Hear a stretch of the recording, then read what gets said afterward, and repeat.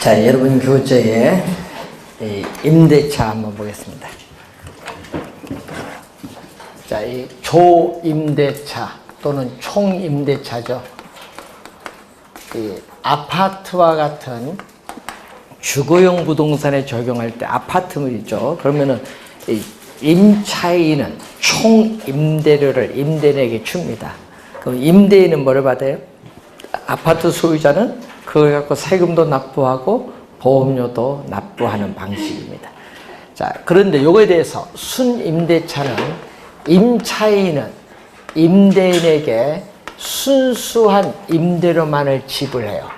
그리고 그 외에 영업경비는 협상에 의해서 결정하는 방식인데, 자, 그럼 순수한 임대료만을 줬는데, 근데 그 시설을 이용하는 사람이 또 비용을 내죠. 편익시설에 대한 비용도 임차인이 부담을 해야 돼요. 그리고 또 부가금, 시설 이용하는데 내는 부담금이 있어요. 기타 이 특별 부가금도 임차인이 부담을 하고 또 세금도 임차인이 부담하는 거죠. 이게 1차 순임대차예요. 그럼 2차는 1차에다가 뭐를 더해준다? 1차에다가 뭐를? 보험료를 더해주면 2차고, 3차는 2차에다가 유지 수선비를 더해주면 3차인데, 공업용 부동산인 경우에는 3차 순임대차가 일반적으로 나타나고, 시험 문제 3번은 다 요거 출제했었죠. 우리 비율 임대차 개념을 이해했느냐. 자, 상가, 점포 등의 매장용 부동산에 적용하죠. 임차인의 총 수입의 일정 비율을 임대료로 지불하는 거죠. 총 수입의 7%를 뭐 임대료로 지불하겠다 이런 얘기인데, 그래서 월 임대료 보면요, 총 수입 얼마까지는 뭐를 준다? 기본 임대료를 주고, 총 수입 얼마 넘어가면은 넘어간 부분에 대해서 뭐를 준다? 추가 임대료를 지불하겠다고 계약을 맺어요, 보통 보면. 자, 그래서 이 장사 잘 될 때는 저거 괜찮습니다. 안 될 때가 이제 문제가 좀 되죠. 자, 그리고 건물의 내용연수 108페이지 보시면은 내용연수는 수명입니다. 건물의 내용연수 하면요, 건물의 유용성을 지속시킬 수 있는 내구 연한을 말하는데, 건물을 여러분 준공했어요.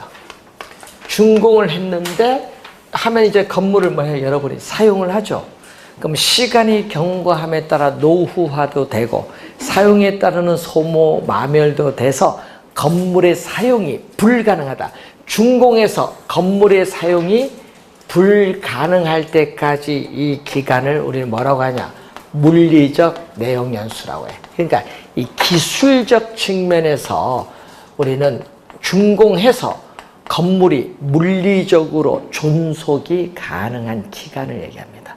그런데 문제는 물리적 내용연수보다 뭐가 더 짧으냐 하면요, 경제적 내용연수는 더 짧아요. 경제적 내용연수인데, 경제적으로 우리가 건물의 수명이 다할 때까지의 건물의 버팀연수인데, 요 종기를 지나면요, 임대료 수입보다 유지비용이 많이 들어서 끝난 거야. 그러니까 우리가 경제적 내용연수는 경제적으로 수익이 발생하리라고 사용 가능한 기간인데, 이 경제적 내용연수는 특히 상업용 건물에 많이 적용해요. 여기는요, 특히 무슨 건물? 상업용에 많이 적용하고, 물리적 내용연수는 뭐에 많이 적용한다? 주거요. 일반적으로. 자, 그림에서 보듯이 경제적 내용연수는 물리적 내용연수보다 일반적으로 그 기간은 짧게 나타나죠. 자, 여러분, 우리 설비는 요거 수명 20년 간다, 이런 얘기 많이 하죠. 그게 기능적으로 유효한 기간, 기능적 내용연수. 근데 설비가 부족하면은 어떻게 돼요? 설계 불량이나 설비 부족하면은 수명이 짧아져요. 기능적으로 유효한 기간이 기능적 내용연수고, 또 법에 정해진 수명이 있어요. 이것을 행정적 또는 법정 내용연수라고도 해요. 법에 정해진 것. 자, 우선 요 두 개를 우리 평가에서도 중요하니까 요 두 개는 좀 구분을 좀 해 두셔야 되고, 자, 건물은 생애 주기가 있거든요. 그래서 건물을 우리가 준공해서 철거할 때까지의 공통적인 형상과 특징이 나타나는데 이것을 건물의 생애 주기인데 건물 지을 때 땅이 있어요. 이걸 뭐죠? 건축 용지에 땅이 있는데 건물을 질렸더니 뭐를 해야 돼? 주변에 유사한 건물의 공급 상태, 임대료, 공실률, 또 건물 지을 때 공법상의 규제 사항 등을 확인을 해요. 그래서 착공하는 것이 좋다 하면 이제 착공해서 완공에 이르는 단계를 뭐라고 하냐면 신축 단계죠. 자, 신축 단계에서는 아직 건물을 사용하지 않았습니다. 그렇기 때문에 건물의 이 물리적 측면에서 나타나는 유용성은 뭐가 돼요? 최고가 돼요. 그리고 신축 단계를 지나서부터는 어떻게 돼요? 건물을 사용하니까 건물의 유용성이나 가격은 점점 감퇴하기 시작하죠. 그래서 건물이 장기적이고 본격적으로 안정되는 단계가 안정단계의 국면이에요. 여기서는 건물이 존속하는 기간 중에서 가장 오랜 긴 기간에 해당합니다. 그리고 이 기간에서는요, 건물의 기술적 측면의 관리를 양호하면요, 건물의 안정단계 국면이 더 연장될 수 있고, 그럼 안정단계에서는 대수선비와 같은 자본적 지출을 많이 행하는 것이 유익한 단계. 왜? 비용이 적게 드니까. 그래서 노후 단계가 가면 비용이 많이 드니까 여기는 비용을 지출하지 않습니다. 노후 단계에서는 개량 비용을 지출하기보다는 새 건물로 교체할 계획을 세우는 것이 일반적입니다. 그래서 여기는요, 건물의 물리적, 기능적 상태가 급격히 악화가 돼요. 건물의 각종 설비라든지 구조라든지 외관 등 이것이 뭐다? 어떻게 돼요? 악화가 된다는 얘기죠. 네. 자, 그리고 다섯 번째는 이제 건물의 효용 가치가 없다. 쓸모가 없다. 그러면 철거를 해야 되는 완전 폐물 단계를 이루어지죠. 특히 시험 지문에 보면 이 세 가지 지문이 지문상에 또 많이 뜨는 지문들입니다.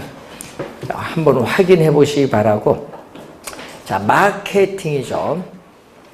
자, 마케팅은요, 해당 부동산이 원하는 속성을, 자, 해당 부동산에 대해서 소비자들이 어떤 걸 원하느냐 조사를 해야겠죠.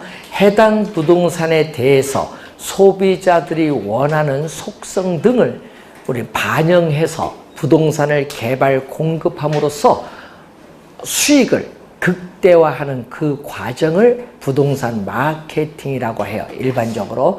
그러면 그 부동산 마케팅이 나오는데 이 목표로 하는 시장에 도달하기 위해서는 이 거시적, 미시적인 마케팅 환경을 분석해서 우리는 마케팅 전략을 수립을 해야 된다. 그럼 시험 문제는 출제를 뭐를 또 한다? 우리는 마케팅 전략을 또 출제를 하죠. 원래 또 중요한 부분입니다. 작년에 안 냈기 때문에 원래 중요합니다. 마케팅 전략.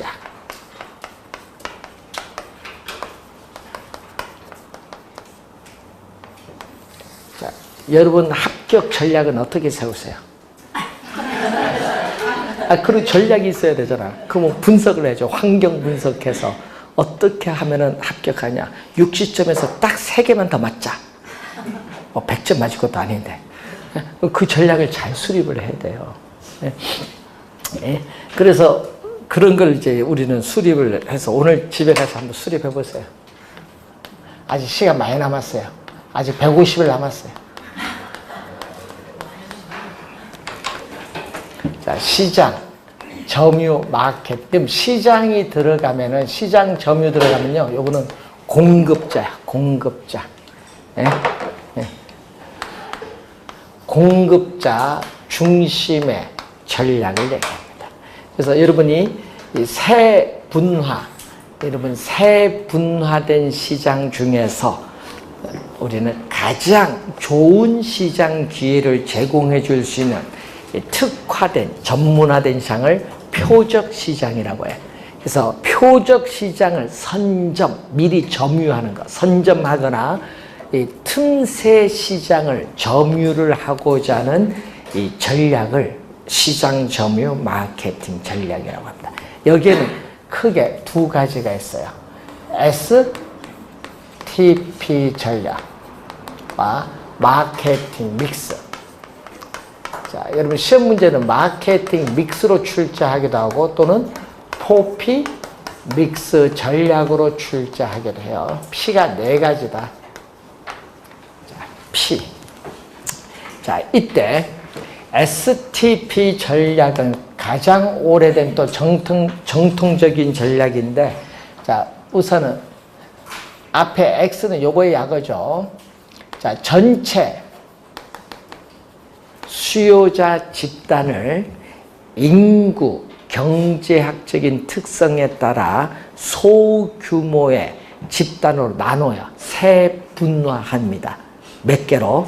이때 세분화를 시키면은 이 세분화된 시장에 따라서 판매 지향점을 분명히 하자. 분명히 하는 단계를 뭐라고 한다? 시작 세분화 전략이다. 자, 시장 세분화 전략. 자, 그러면은 시장 세분화를 했어요. 자, 그러면은 그 중에 여러분 뭐를 해야 돼? 세분화된 시장 중 여러 개 있잖아요. 그 시장 중에서 자기 회사에서 공급하는 상품에 일치되는 수요자 집단이 어디인가 이걸 확인을 해서 선정을 해서 그 선정된 집단에 신상품을 공급을 하는 기획을 하는 단계가 바로 무슨 전략? 표적. 세분화된 중에 하나를 뭐 정한다는 얘기죠.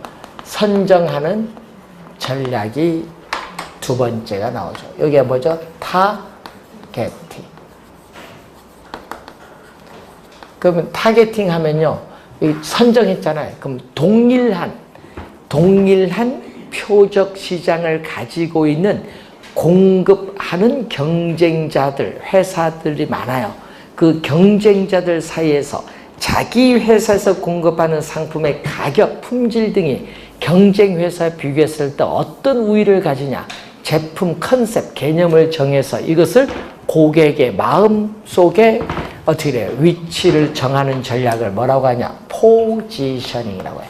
이 포지셔닝을 차별화 전략. 자, 문제는 여기도 P거든요. P인데 여기 P는, 자, 여기 P는 여기 P가 아니라는 거. 가끔 바꿔서 출제하거든요. 바꿔서.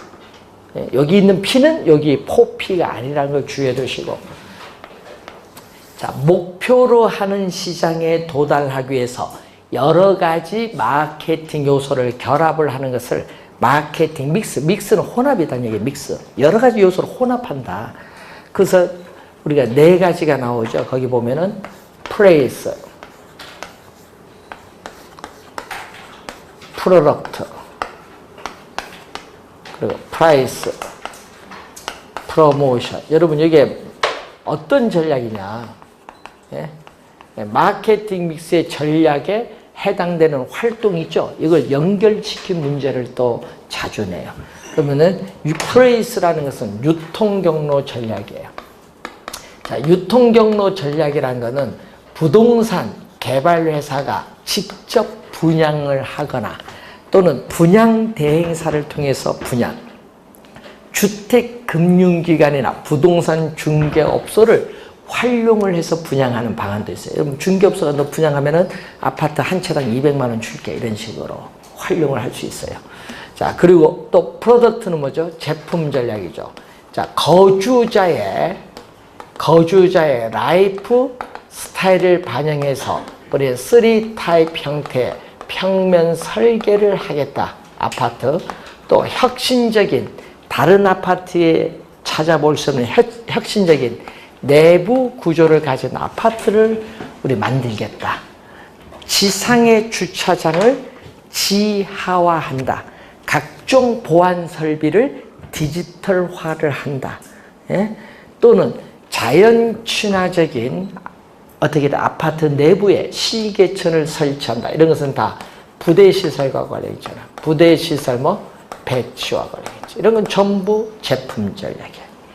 자, 여러분 시장을 분석을 해서 적정한 분양가를 정하는 가격 전략이 있죠. 시장 가격과 비슷한 분양가를 정하는 시가 전략이 있고, 자, 여러분 어떤 지역의 주민들의 소득이 낮고 상당히 어떻게 돼 거기에 여러 가지 인구도 작다. 그때는요 어떻게 돼 투자 자금을 빨리 회수할 필요가 있는 저가 전략, 시장 가격보다 저렴하게 분양가를 정하는 저가 전략. 또 강남에 할 때는 고가로 가야 돼. 시장 가격보다 비싼 분양가를 정하는 고가 전략. 자, 동일 회사에서 공급하는 동일 평형수의 아파트를 전국의 어느 지역에 관계없이 동일한 분양가를 정하는 단일 가격 전략. 지역에 따라 분양가를 따로 정하는 신축 가격 전략. 또 할부 판매 이런 것은 다 가격 전략에서 나타나는 개념이에요. 자, 여러분 자동차는 리스를 하는데 왜 리스를 하죠? 우린 리스 개념은 전세나 월세 이런 개념인데 이것을 좀 더 발전시킨 게 공유라는 말을 써요. 공유. 그래서 요즘 그 자동차도 공유하지만요, 이 주택도 공유한다. 이 주택 공유하는 회사가 대박을 쳤죠. 그래서 미국 라이스에 상장해서 우리나라 돈으로 거의 30조에 가까운 돈이 이제 조달된 거예요. 전 세계 해죠. 여러분 일본 가면 또 거기 공유된 아파트 이런데 주택에 가서 어떻게 호텔에도 안 자고 그런 데 가서 이렇게 자는 그런 게 이제 사이트가 있어요. 공유 사이트 세 개. 예, 그래서 여러분 그런 것이 상당히 이제 중요해요. 이제 정할 때. 자, 그런데 또 여러분이 또 알려야 돼. 여러분 부동산은 요것도 중요해. 여러분은 촉진 전략. 왜 그러냐 하면 잘 모르니까 알려야 되잖아요. 그럼 촉진하기 위해서는 알리기 위해서 가장 중요한 게 뭐다? 광고야. 광고. 광고는 명시된 광고주. 예? 알려진 겁니다. 명시된 광고주가 광고 대금을 지불해서 불특정의 대다수를 대상으로 상품 소개하고 우리는 정보를 제공해서 부동산 상품을 판매하고자 고객을 설득하는 과정이 광고예요. 광고. 자, 광고도 있지만 뉴스 기사나 요즘 신문 기사를 통해서 우리 거의 무료로 알리는 홍보도 있고, 보험 설계사처럼 여러분 만나서 직접 대면을 통해서 쌍방향 커뮤니케이션을 통해서 어떻게 돼요? 판매를 촉진하는 인적 판매가 있어요. 인적 판매. 또 소비자 판매 촉진 수단에서 대표적인 게 뭐냐? 경품을 제공한다든지, 또 판매원에는 또 촉진 수단으로서 인센티브를 제공한다든지 이런 것은 다 촉진 전략입니다. 촉진 전략. 그래서 요즘에 여러분 광고를 하는데 광고할 때 건설회사는 뭐죠? 신문 전체를 통해서 광고한다든지, 또 그 신문 안에 들어온 리플렛이라고 하죠. 전단지 광고를 한다든지, 또 TV, 라디오 광고, 출판물을 통해서 광고하고 이런 식으로 광고하고, 또 걸어다니다 보면 위에 광고판이 있죠. 위에 건물 위에 그런 걸 통해서 광고도 많이 하는데, 그럼 여러분은 광고 어떻게 할까요? 이건 기업 아니잖아요. 그럼 중개업소 오픈하면 이건 광고해야 될 거 아니야. 그 광고비가 있어요. 그러면 제일 우리나라 비싼 게 네이버야. 네이버가 비싸거든요. 그럼 한이 비싼 돈 안 주고 쉽게 광고할 수 있는 방안이 없느냐. 그런 걸 이제 해야지. 그러니까 뭐를 해야 돼? 합격해서 여러분 블로그를 배워야 되는 거예요. 예? 합격하면은. 구청 가면 공짜로 가르쳐줘요. 있죠? 무슨 교실. 그런 게 있어요. 그런데 가서 블로그 배우고, 또 합격하면 이제 오픈하게 되면 여기 교육 받죠? 실무 교육. 그럼 거기서 또 가르쳐줘. 예, 돈 안 들고 좋아요. 그 블로그를 한데 찾아올 수 있도록 만들어야죠. 치면, 자기 동네 치면 찾아올 수 있는데, 그걸 어떻게 예쁘게 꾸미냐. 그걸 보고 거래가 많이 이루어져요. 부동산은. 예, 또 우리가 보통 3-4명이 같이 할 때 보면 꼭 한 명 블로그 담당이 있어. 있어요. 동탄 이런 데 가보면. 그래서 그만큼 광고가 중요해요. 알려야 돼. 중개업소는. 예? 옛날 뭐 명함주 관리던 시대는 지났습니다. 이제 인터넷 이제 주고 알려야 된다. 이제 요즘 컴퓨터 이제 갖고보다는 이제 또 뭐다? 스마트폰을 통한 광고도 많이 하죠. 그만큼 중요해요. 촉진 전략. 시험 문제 우리가 요거는 통제가 가능해. 미시적, 거시적 환경은 통제가 불가능하지만은 이 포피는 통제가 가능한 요소로 이루어졌다는 거죠.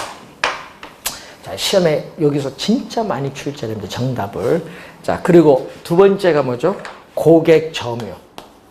고객이 들어가니까 이거는 공급자가 아니라 누구? 고객이 들어가니까 공급자가 아니라 소비자.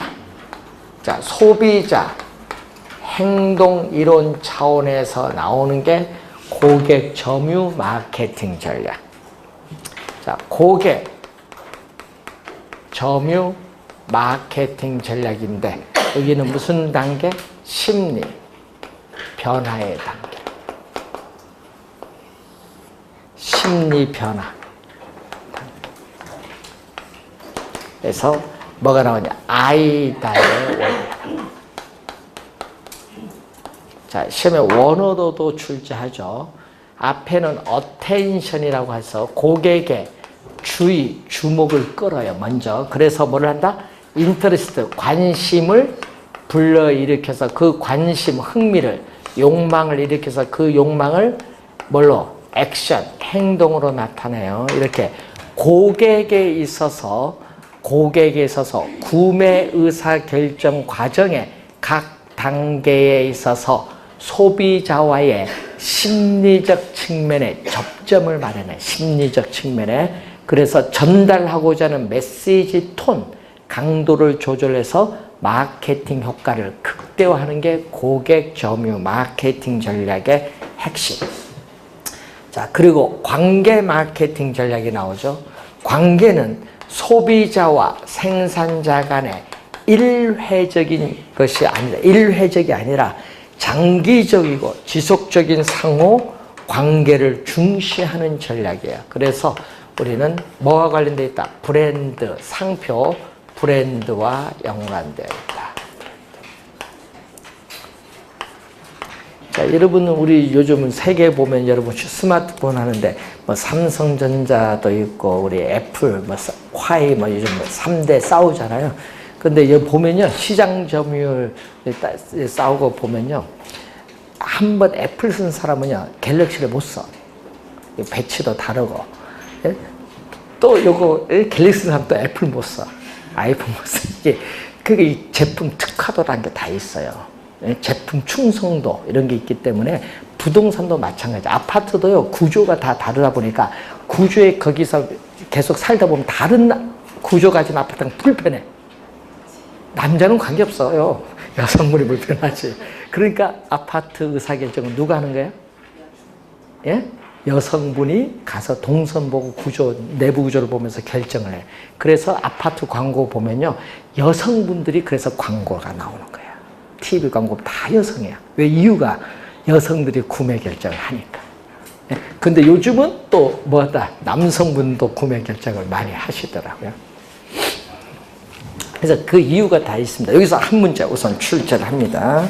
자, 투자론으로 이제 넘어갑니다.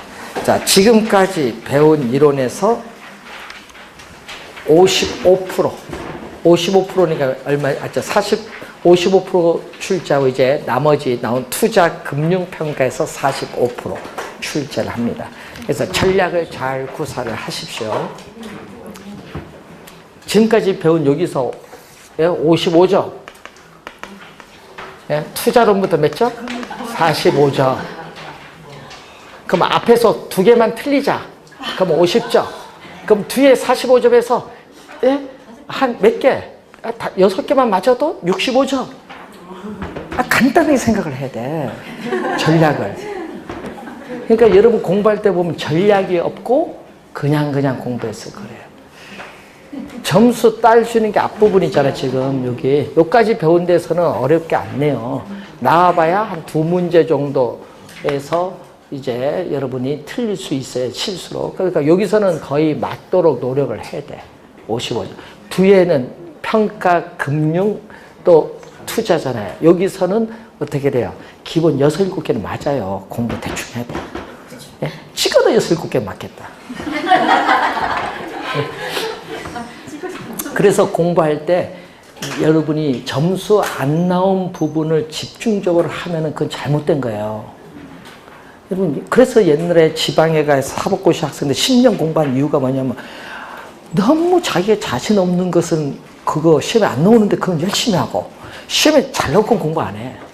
그게 잘못됐지. 시험에 반드시 출제되는 건 틀리지 않아야 돼. 실수를 하면 안 되고 거기는 거의 맞춰주고 모르는 건 실수로 관계없지. 야, 모르는 건데 운 좋게 맞으면 좋은 거고 그런 전략을 잘 구사해야 돼요.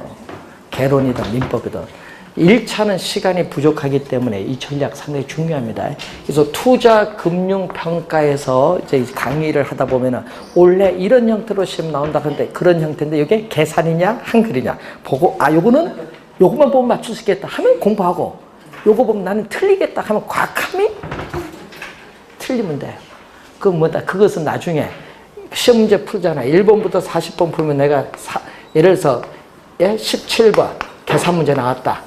그러면 요거 나는 계산 문제 나왔다. 그럼 바로 빨간 거 있잖아요. 사인펜 빨간 거 옆으로 그럼 X표 안 풀겠다. 가다가 또 22번 계산 문제도 안 풀겠다. 딱 해서 이제 나중에 딱 평가 갔다. 38번 딱 37번 36번 평가 계산 문제도 안 풀겠다. 딱 봤더니 한 9개 안 풀었네. 고민할 거 없어. 9개 안 풀어도. 9개 안 풀어도 찍어도 3, 4개 맞아요. 네? 잘못 찍으면 골치 아프지만은 그래서 요거에 너무 신경 쓰시면 안 된다. 그러니까 요게 너무 신경 쓰시면 안 돼요. 왜 그러냐? 요거 신경을 안 쓰면요. 여러분 시간 부족해서 안 돼요. 신경 절대 쓰면 안 돼. 이제 5월달 모의고사 끝났으니까. 자, 그러면 요건 신경 계산 문제는 빼버리고 뭐만 나머지 그러니까 여러분 계산 문제 10문제 나온다고 치면은 30문제잖아요. 30문제를 개론 몇 분에 풀어? 30분 푸세요. 30분. 연습 이제 하세요. 이제 6월부터. 그리고 민법이 40문제죠? 40문제 60분에 풀어야 돼요. 10개. 그럼 10분 남아요. 문제는 풀면서 답을 옮기세요. 꼭 보면은 다 끝나고 옮기면 답지 뭐 한 칸 내려 쓰고 별거 다 나옵니다. 민법 문제 푸는데 개론 가서 답을 쓰지 않나. 몰라요, 본인 나중에. 그래서 꼭 1년에 한두 명씩 나와요. 이름 안 적은 사람도 있고, 이름 안 적으면 괜찮아요. 수험번호 적었으니까. 근데 수험번호 안 적은 사람도 있어. A형, B형 표 안 한 사람도 있고. 하여튼 이렇게 풀죠. 그럼 10문제 안 풀었잖아요. 그럼 10분 남았죠. 이때 풀면 돼. 답을 풀면서 옮겼잖아요. 그럼 옮겼는데 나는 지금 우리가 12번 문제인데 1번, 2번, 3번, 4번, 5번이 있어요. 근데 내가 문제 틀린 거다. 틀린 것을 찾는 건데 틀린 거 빨리 빨간 걸로 동그라미 딱 치고 1번 답이 아니다. X, 2번은 모르겠다. 3번 아니다. 4번 아니다. 5번 모르겠다. 2개 놓고 헷갈린다. 예? 그러면 그래 삼각형에서 빨리 넘어가야지. 다 풀면서 본시험 가면 이게 중요해요. 그러면 다음에 올 때 이제 다 풀고 푼 건 옮겼을 거 아니야. 번호 보면서 확인하면서 옮겨. 그게 더 빨라요. 그러면 안 푼, 난 빨간 것만 보면 되죠. 12번 풀어야 되는데 12번 다른 거 풀고 이건 답이 아니니까 틀린 거 2, 5번만 보는데 2, 5번 빨리 답지 봐야지. 답지를 봐야지. 표시해놨잖아. 개론하면 여기 답이 딱 있잖아요. 1, 2, 3, 4, 5번 있잖아요. 빨리 봐야지. 답지 이제 나중에 10분 남아서 이제 찍어 들어가야 될 거 아니에요. 그럼 2번, 5번 헷갈린다. 틀린 거 다시 한번 읽어봐요. 얼마 안 걸려. 읽는데 뭐 10초도 안 걸리는데 딱 읽어봤는데 빨리 답지 봤는데 2번이 한 4개밖에 없고 5번은 8개 있다. 그럼 답은 2번이야. 2번이야. 본인보다 요걸 믿어. 자기 푼 거. 이렇게 해 들어가야 돼. 본시험 가면은 이게 이렇게 그러니까 푸는 요령을 배워야 되는데 이걸 모의고사 치면서 직접 이게 해봐야 돼요. 본시험에 가면은 답이 다 8개씩으로 합의를 했어요. 8개에서 합의를 했기 때문에 14회 인력관리공단 그때 팀장하고 저희들하고 합의했어요. 8개에서 하기로. 그때 3번이 16개 나와서 문제 생겨서. 그래서 그러니까 확실한 거 풀고 옮겨야 돼. 그래 보면서 찍어 들어가야 될 거 아니에요. 그러면은 이런 두 개 놓고 헷갈리는 문제 있죠. 개론민법. 그게 한 8문제 내외, 8에서 10문제 돼요. 두 문제 놓고 헷갈리는 게. 그럼 거기서 5, 6개 맞아 들어가고 계산 문제 2, 3개 맞아 들어가면 그 합격이야. 왜? 평균 10점 이상 올라가는데. 그걸 잘 해야 돼. 본시험 가면은. 그러니까 공부할 때 아까 얘기했죠. 확실한 걸 공부해야 돼. 자기가 3개 나온 거 반드시 시험에 나온 거 요거는 난 틀리면 안 되겠다 하는 건 반드시 맞아줘야 돼. 그래야 찍는 게 어떻게 돼? 효과가 있는 거야. 안 배운 건 안 배웠을 거 어쩔 수 없지. 그 찍어 들어가니까. 그래서 계산 문제는 공부를 안 해도 점수가 나온다는 얘기예요. 왜? 계산 문제 8, 9문제 나오죠. 9문제 나오잖아요. 나오면 보면은 어떻게 돼? 3번에 4개 나오든 4번에 4개 하여튼 2, 3개에서 하나는 3, 4개씩 나와요. 그러니까 그 한 번은 9문제 다 찍으면 3, 4개 맞을 거 아니에요. 딱 빈번호 보면 되지. 예? 빈번호 보면 꼭 한 3, 4개가 비어. 그럼 그거 다 찍으면 돼, 계산 문제. 그러면 3, 4개 맞아 들어갑니다. 예? 작년에 계산 문제 어려운 거 다 4번 있었죠. 재작년에 4번 또 있었죠. 그런 걸 다 보면서 찍어 들어가. 안 풀고 맞자 이거지. 그러니까 계산 문제 너무 목숨을 걸지 마시라 얘기해요. 예? 한글도 못 풀고 있는데 지금 무슨 계산 숫자를 풀고. 본시험 가면 계산 문제 풀 시간이 안 되고요. 어려워요, 계산 문제. 그리고 전자계산기 가면요. 요거 하는 사람 한 사람도 없어. 그만큼 풀 시간이 안 된다는 얘기예요. 그러니까 아까 있죠? 전략. 아까 우리 배운 마케팅 전략. 합격 전략에서 앞에 부분 55점에서 2개 정도는 틀려도 관계없는데 앞에 부분 오늘 배운 데까지는 절대 틀리지 않도록 완벽히 좀 정리하고 뒤에서 나오는데 평가는 6개 중에 3개는 쉬워요. 요 3개는 맞자. 그리고 금융 또 한 2, 3개는 쉬워. 요거 맞자. 투자 한 2개는 맞자. 이런 식으로 그만 8개 아니야. 그러니까 어려운 건 버리고 쉬운 것을 딱 선택해서 공부하면은 고득점으로 가요. 민법도 다 공부할 필요 없죠. 민법도 60페이지 나오는데 한 문제 나온다. 그럼 과감히 버려야지 뭐. 버려야죠. 예? 근데 나는 공부한다. 예를 들어서 우리 민법 교수님 계시면은 그 출제위원은 옛날에 보면은 그런 게 야, 우리 시험 문제 낼 때 학생들이 제일 어려워하는 게 뭐냐 물어봤더니 학생들이 법정지상권이 제일 어렵다. 그럼 어려우면 공부 포기하려 해. 출제원이 그럼 그 틀릴 걸 왜 공부하냐? 그럼 포기하고 나머지 거 잘 치르면 된다고. 민법도 마찬가지예요. 개론 민법 전략을 잘 구사해서 자기가 자신 있는 부분은 많이 맞추고 잘못한 부분은 최소한의 어떻게 돼요? 우리가 전략을 잘 구사하면 됩니다. 1차는 시간이 부족해요. 2차는 여유가 있고. 그래서 1차 시간 배분할 때 아까 계산 문제는 그래서 제일 맨 마지막으로 가야 된다는 거. 그것만 이제 6월 모의고사부터는 그렇게 해서 풀도록 합니다. 자, 이제 투자론부터는 우리 6월달 이제 4조에서 투자 금융 평가를 이제 강의를 하는데, 자, 이 부분 좀 잘 이제 정리를 이제 6월부터 하도록 하겠습니다.